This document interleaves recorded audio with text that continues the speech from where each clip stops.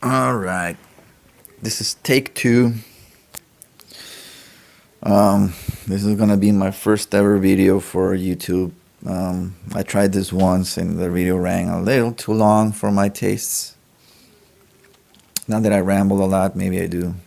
But anyway, this is for the guys over at the AGF Forum, the Agile Guitar Forum. Um, or as I rechristened it, the Affordable Guitar Forum, because it's evolved from so much more than just talking about the Agiles or anything that Rondo guitar sells. Lately, it's been about the Harley Bentons, and then we'll get to that later. But yeah, this is my take two because my first run video, I actually didn't even finish my entire rig, and it was the camera phone. I don't know, run the limit, I guess, on the size somewhere around 45 minutes. So I'm gonna try and keep this like into half an hour or so, maybe less. I'm trying to try to ramble less and just go through this faster. I'll try and describe everything as best as I can within the time. All right. So let's start off with the rack first. The guitar rack. Obviously, like many others seen online, made from PVC. I found this design on YouTube a while back.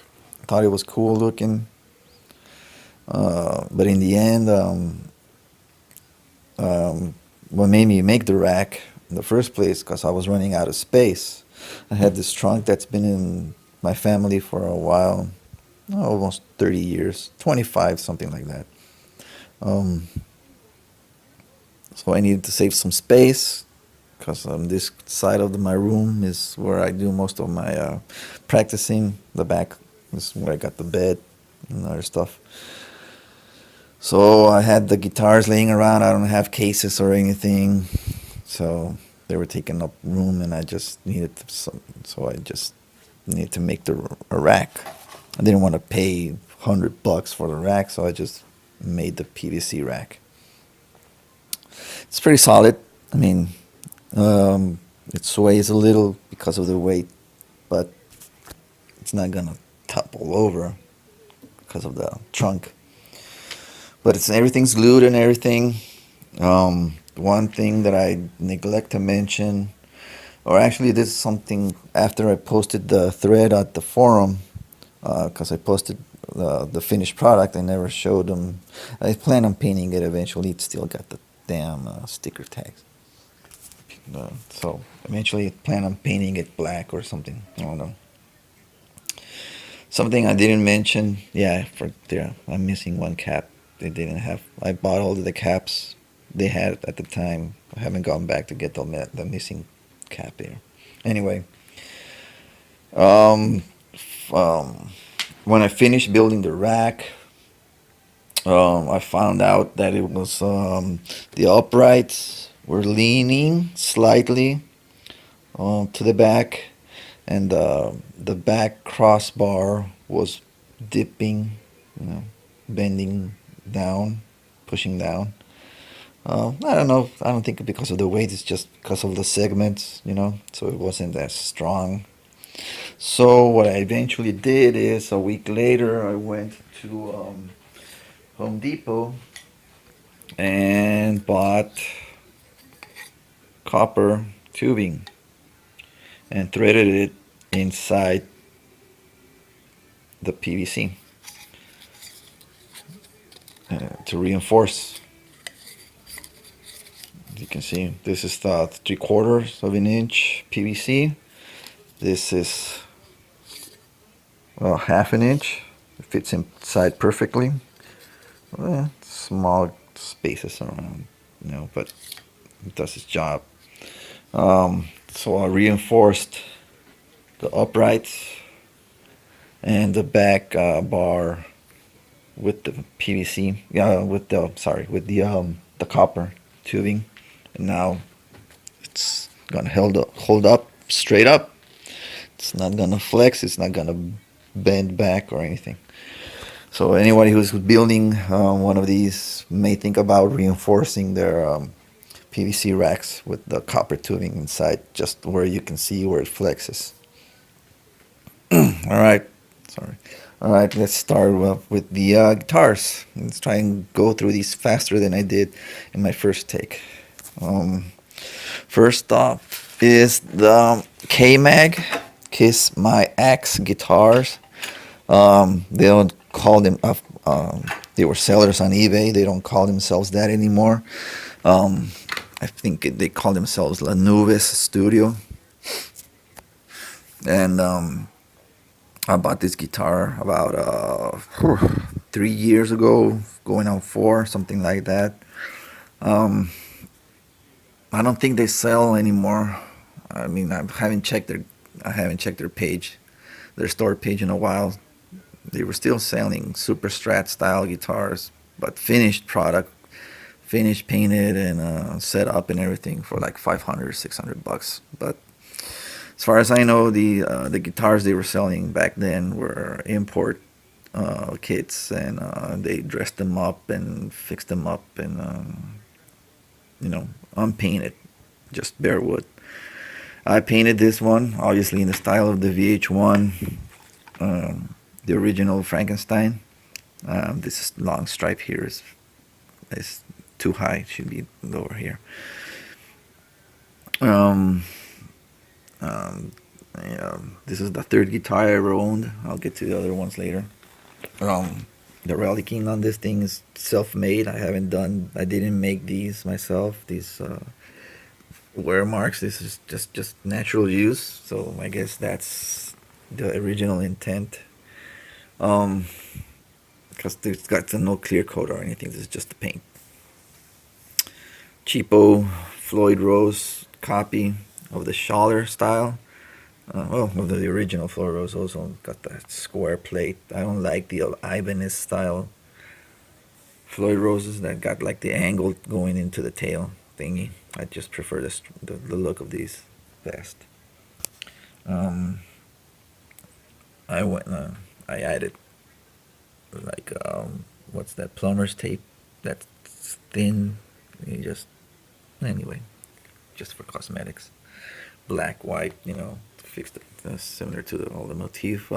Maple neck, maple fretboard, kind of dirty. I think Eddie Van Halen would like it that way. Doesn't get in the way of my playing or anything. It does. I mean, so it's got a. It's actually, this is one of the few that doesn't have the Bourne's low friction pot. I forget. It is a Bourne's pot, but it's not low friction. Got like a mini pot, and behind the plate, these guitars don't have the routing like the Strat.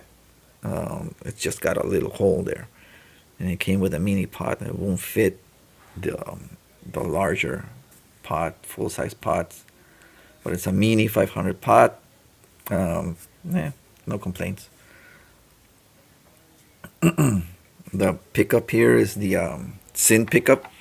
It's dubbed called the 41 Special because it uses 41 type wire. I don't know. I'm not that good on specs for electronic stuff.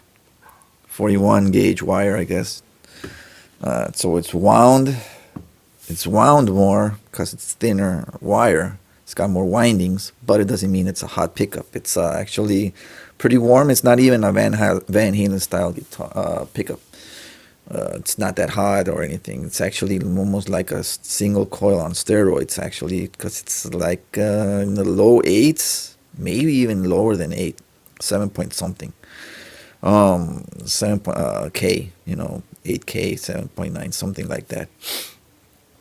It's a really clean, sparkly clean when played through over your gain with the gain way up, overdrive or distortion, whatever you want to call it. It's pretty clean, not muddy. It's perfect clarity when playing. So it's ideally when you're chording and you want to hear every single string come out clean. So yeah, So that's this one. Oh, this is a Frankenstein thing I did. Yeah, more relic, more chipping, paint chipping.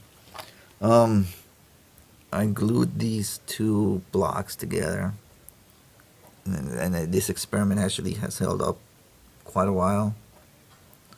These are two small, thin blocks, and just super glued them, glue them together, and more mass. And this thing resonates awesome acoustically, and I actually did notice a difference, believe it or not, even if it's just glued. I did notice a difference in the sustain when after I did that mod. This next one I've had done maybe not done. I mean, I've had it for almost like 2 years, maybe less. I think I finished it last year, early last year. This is the lock monster, as I call it, because of the body came from Lock Guitars, an awesome builder over at Halen.com, who later started his own company, Chris Lock. It's modeled after the original Frankenstein shape, which is an Azusa. They call it the Azusa body.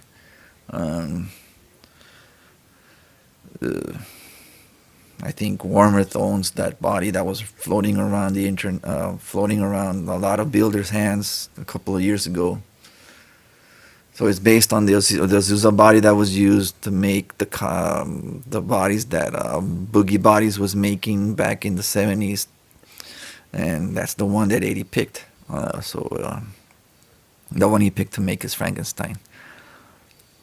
And so it's a Floyd Rose special. This is this one has a little friction Bourne pot. A Wilkinson pickup. I forget the model. I think it ends with an HZ. I don't know. There's a VHHZ, something like that. But this is a ceramic pickup, a ceramic magnet. I got this one specifically because it matched the output of the Duncan. Not the Duncan. The Marzio Super Distortion. It's around 13K output. Whatever the Marzio is, an output. This one matches it. So that's why I got it. But it doesn't have the six hexagonal slugs like the Marzio, which is fine. I don't like the Marzios, the hexagonal things. Floyd Rose special, and the neck with the hockey stick. By the time I had this one, I had too many guitars with a regular Strat headstock, so I wanted to try something different. I got this neck from eBay. Came from China, But hey, it's a pretty chunky neck. I like it. Didn't come warped or anything. Didn't kill me. It's got the underneath. It's got the truss rod adjustment, and I just made this for easier access. And I was this gauge there, gouge. But yeah, I mean, it's a nice neck. I mean, I'm not complaining about it. I already killed the frets on this thing because a lot of experimenting fret dressing. So I'm gonna need to refret it with a buddy of mine who's a builder locally here. I don't think he's gonna charge me that much. Hopefully, shout out. But yeah, I mean, it's a pretty chunky neck. Actually, I had a lot. It took me a while to get accustomed to it, the new neck, this chunkier neck, because all of the others don't have chunky necks. Damn it.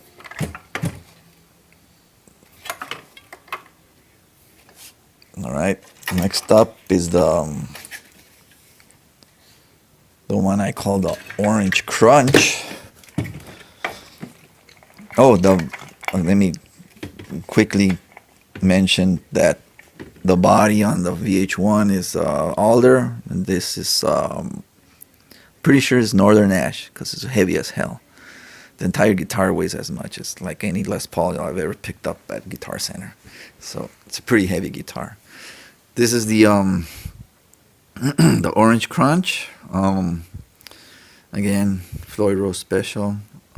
This is a Mighty Might body made from Swamp Ash. I got this one first before the Lock Monster, so this was Swamp Ash, so that's why I wanted a Northern Ash body. Just see whatever differences there were. So by comparison, this is lighter than this one. So it's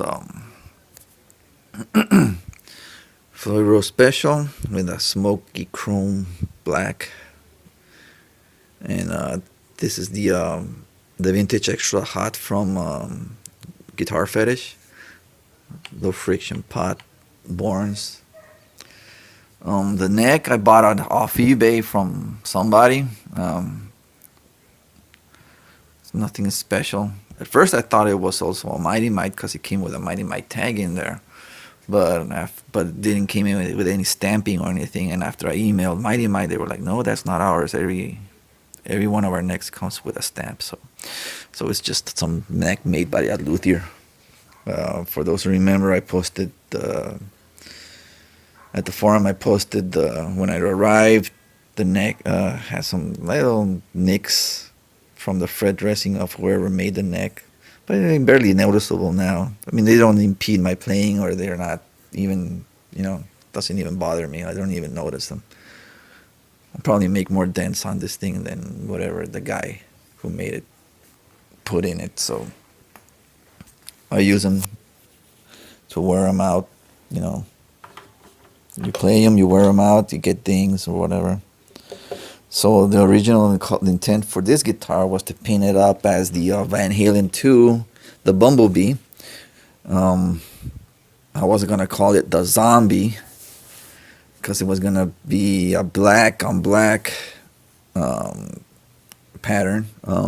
Black body, slightly gray, dark gray, black stripes. That's why I was going to call it the Zombie, and I had the smoky gray instead of the flat black. Trim, Floyd Rose. And but I liked the grain pattern a lot, so I went back and forth between deciding if I wanted it or not. I decided against painting it and hiding the grain patterns. No plate.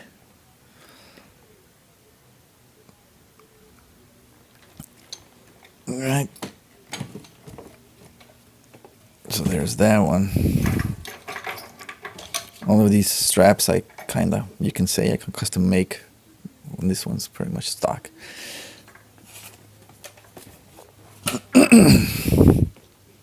This is the Wolfgang, custom Wolfgang special, as I call it. Original Wolfgang body, Wolfgang special from when they were made in Japan. So it's almost, I don't know, whenever the Wolfgang specials came out, 2010, something like that. Whatever. The striping is tape and pinstripe, car pinstriping. The original intent for this guitar was for me to make my own version of the Stealth. When the Stealth came out, I was like, holy shit, that's the one I want. I've always liked the Wolfgang, except for the headstock, and we'll get to this neck soon. A lot of people don't like the Wolfgang body, but I love it. So it's Floyd Rose Special. This is a set of Sin pickups also, the EV79s, which are more like, not like the Wolfgangs. He also sells a set for the Wolfgang style. These are more like the, whatever the custom shop Van Halen pickup is, which is around 9 point something output, 9 point something K. Not extremely hot, but not the warm, medium output. Basswood body, right? The neck, I had it custom made because the only other option was getting a Wolfgang neck, and those were selling on eBay for like $400. I was like, I actually got in contact with Warmouth, and they were trying to charge like $450 because they didn't have programming for the neck, this style of neck. So somebody over at the Halen.com forum referred me to a guy, a builder, who's up in Canada actually, and he made the neck. Took photos, measurements, diagrams, everything that the guy needed to make the neck, and it came out perfect, just out of photos. That guy was talented, man. And I wanted the Strat headstock, the reverse Strat headstock, just to try something different. And I've gotten a lot of compliments online for this guitar, the look of it, because of the reverse headstock. I also was gonna paint it black to match, the whole stealth thingy, but I actually kind of like how it looks with just the pinstriping. I may paint it eventually. I mean, it's bare wood, so it's not even the back's just sanded smooth, same as the other ones. Just different grades of sanding, give it like a polished look. Seal it up really good. Don't need no oils or anything, or even lacquers or whatever. Next up is the latest acquisition, the Harley Benton L450 Plus, their Les Paul copy.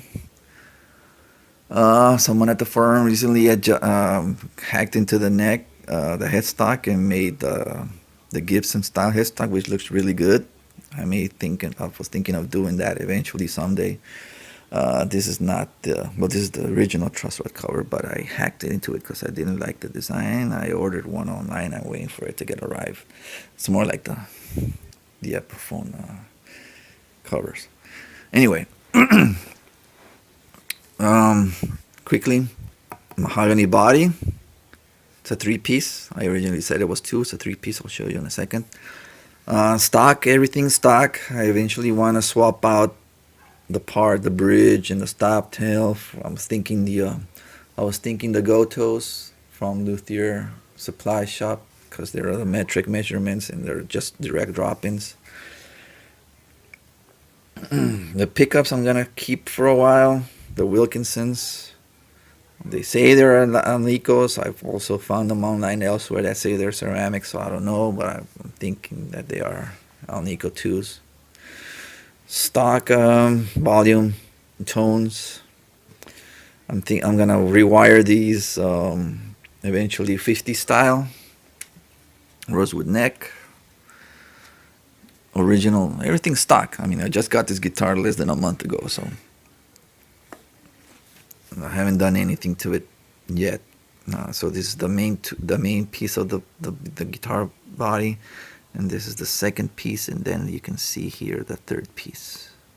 You can see the seam right there. The tenon for the neck that goes into the body, it's like a separate piece. You can see all of these have them. All of these Harley Benton I've seen have it. This is a B stock actually, so it came with slight scuffs and dings and whatever. There's like a crack at the finish on one of the frets. It had this imperfection, you can probably see right there at the finish. I mean, I didn't care. It's a B stock, but the front looks perfect, so there's nothing wrong with that. That's what everybody sees. Nobody cares what it's on the back except for us. Yeah, so this is it. That's the Harley Benton.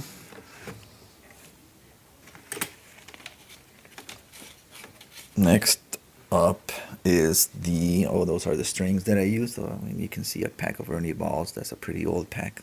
I currently use whip strings.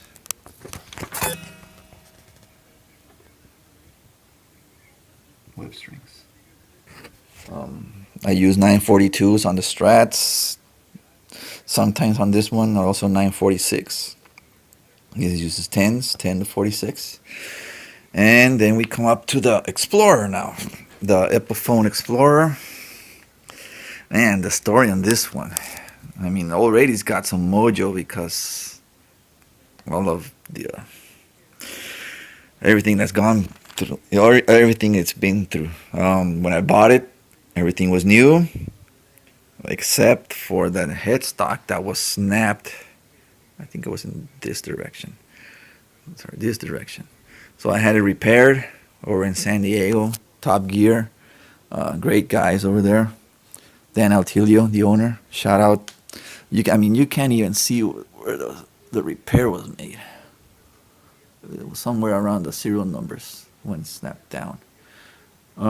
That's how I bought it for $250 plus the repair. What was, I don't know what he charged me, $150.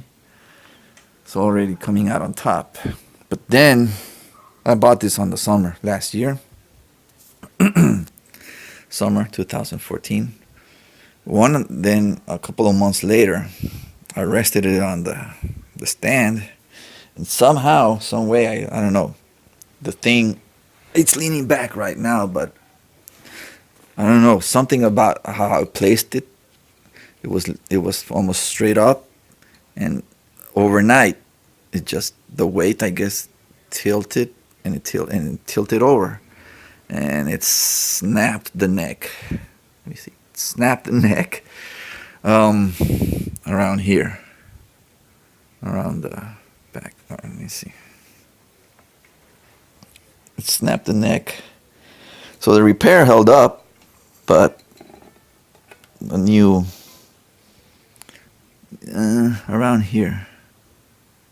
There you go. Around here it snapped back. So took it back so I took it back to Top Gear, and they fixed it up again, slightly charged a little more, but there it is. Everything's stock. EMGs 81, and then the bridge, and the 85 on the neck. I used the green Tortex on all my pics, the Dunlop 0.88 or 0.8, yeah, 0.88 millimeter. That's the one I use. The amps, I hardly use them anymore because I practice with headphones on my computer. I'll show you that in a second. That's the Crate 120, FXT 120. I bought it from some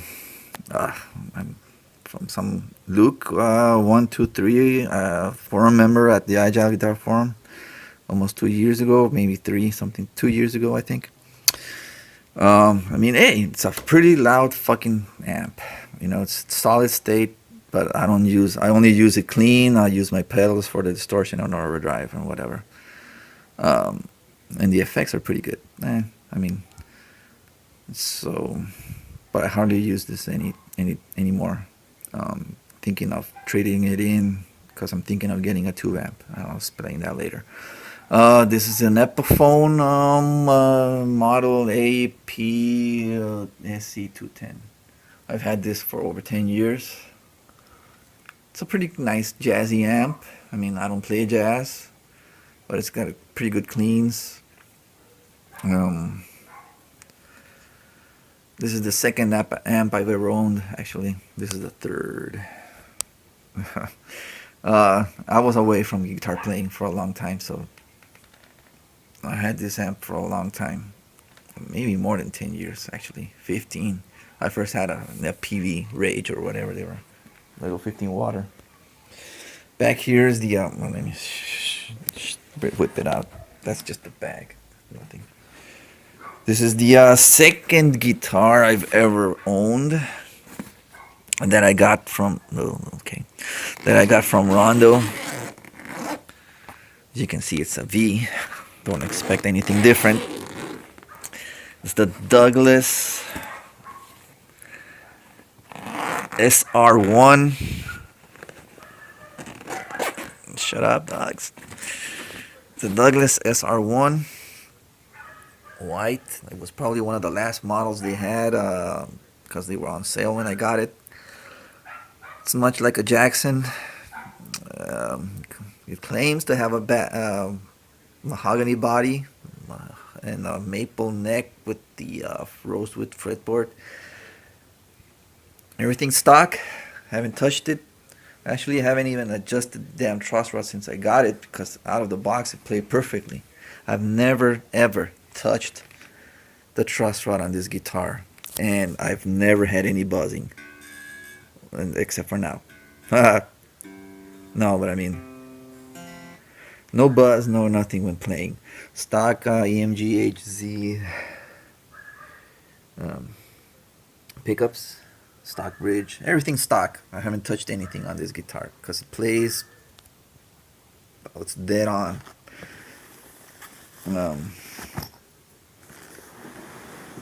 It plays dead on. I mean, nothing wrong with it. Quickly swinging around, just some pedals and stuff. This is the interface I use to hook up to my computer, my laptop. This is the Pinnacle, Wampler Pinnacle, the Joyo California Sound. I'll explain this later. I've got a bunch of other pedals over here. My semi-portable foot pedal rack. Tuner, the HT Hardwire TL2, the Hardwire TL2. Metal distortion, then another Joyo vintage phase, which is like this is like the MXR, and this one's almost like the same thing. I mean, these pedals I don't hardly use anymore. The overdrive, the juice box actually it's called, but I striped it up. You know, it was green, shitty color, so I striped it up. All right, so I've talked about, this is the second guitar I ever owned. That was the third. The first one I ever owned is this one.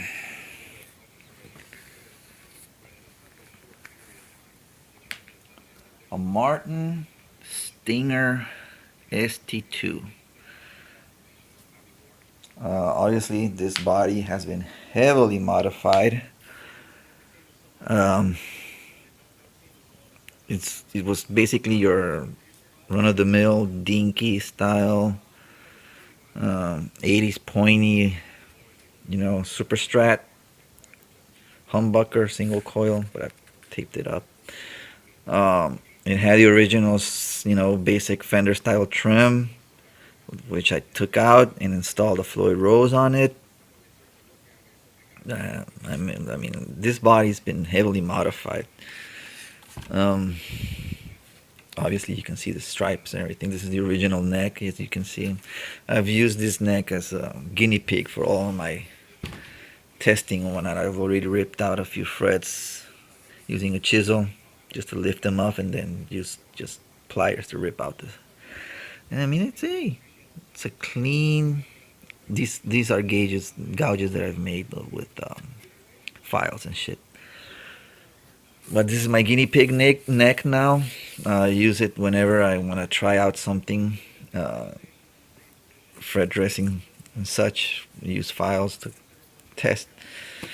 When I modified this guitar, the intent was to make it, more playable, because the neck actually is warped. It's actually tilted a little. Well, you can tell, but the neck's bad, so that's why I started modding this guitar. And the neck I got for this replacement is this guitar is retired now. I mean, obviously, I just put the neck on it just to show you guys. The neck I had gotten to replace the original on this one is that one. But as you can see, the guitar that is on is in no condition to be used. Yeah, this one was what I called La Roja, that I got from EY. At the same time, I got the pickup that's on the Lock Monster. It came with the set, so with the neck and bridge. The bridge is on the Lock Monster. The neck one I had put on this guitar. And as you can see, I got mad at this body. Why? Because it's not what it was advertised. The guitar was advertised, the body was advertised as being ash. There is no fucking way this body was made of ash. Because it was light as a feather. I mean, I've had 2 ash guitar bodies, so I know what ash weighs and what it looks like. This ain't no fucking ash body. So I decided if it ain't ash, I'm gonna turn it into ash. So now I have no body for this neck. This neck is from the Guitar Fetish also. Got it at the same time I got the Vintage Extra Hot, which was on this guitar original after all of the stuff I did to it. But I'll be soon be using this neck on something that's coming up shortly, and I'll be showing that body later on at the forums, so be on the lookout. But yeah, that EY sucks. At least their bodies, they're not as advertised, so buyer beware. EY parts. So my setup right now is through my computer. Through my computer, I use mainly, like almost exclusively, Guitar 5. This is my setting right now that I'm going for my metal tones. My metal tones come through this setup. I already showed a clip at the forum how I get the sound. So I hook up the interface to the guitar, to the computer, obviously. The first, so I connect the guitar into the pinnacle.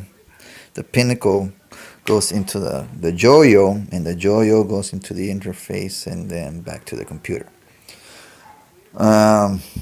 I first discovered this experimenting because I actually got the Joyo because it claims to be like a Mesa sound. So I wanted that Mesa overdrive, heavy as fuck tone. But I wasn't getting it just by the pedal. So I said, well, let's put an overdrive in it. So I tried my first overdrive, the one that I strapped up. Didn't work. So I tried the Pinnacle, and holy shit. You guys at the forum heard it. I mean, I'm not the best recorder, but you guys heard it, and some guys loved it. Some guys said it's a little scooped mids. Well, that's metal for you. I'm trying to beef it up, but yeah. So I run through. That's the setup. The Pinnacle into the Joyo, into the interface, to the computer. And I just mostly use the Joyo as the amplifier, and then these are just the effects or whatever. Chorus flanger, currently set up as a chorus. Then we got a delay that I use for certain songs. The EQ helps scoop. Scoop a little the mids, but also shape tone to what I like. I got the treble booster on. Why did I use the treble booster? I think because it was the bass. It's a little too bassy. The Joyo pedal is a little bassy. If you if you notice, I have the low end at about 1 o'clock, 1:30 almost. Yeah. Any more than that, you're gonna feel the thump of the bass. It's almost like a hip hop bass, thump thump thump. So yeah, it's a little too much. So that's why I added the treble booster to balance out the bass. And you notice I run what's that, a 4x12 with an R21. What was that? The Dynamic 57. That's the UK 60s green 4x12. And then I run this is panned to the right. Then this is the Gratifier 4x12, which is like the Mesa 4x12. with the dynamic 421. This is panned to the left, and then center panned I've got the UK 70s black with the ribbon 121 mic, and that's how I get my current metal tone. You can see I've got a lot of presets that I've experimented with, but this is the one right now. This is the Joyo Pinnacle. I call it the Joyo Pinnacle platform. This is version 4. If you go into my Van Halen style brown sound setup, I originally had a treble booster, but I don't use it anymore. I use the chorus and the wannabe rat. We call it the cat.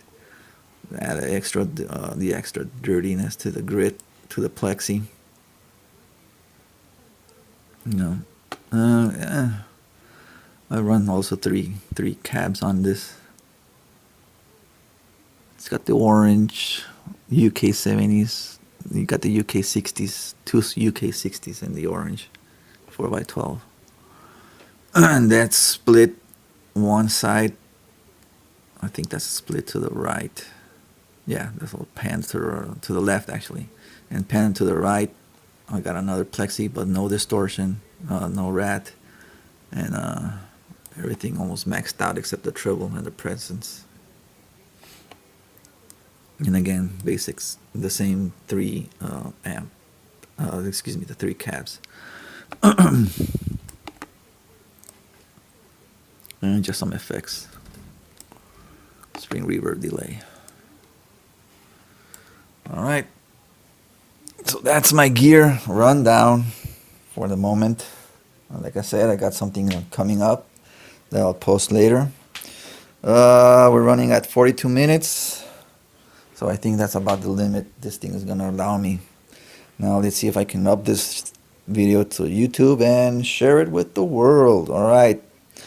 Thank you guys. Thanks for watching, and thanks for your patience. Alright, and hopefully I'll put more stuff on YouTube in the future. Alright. Peace out.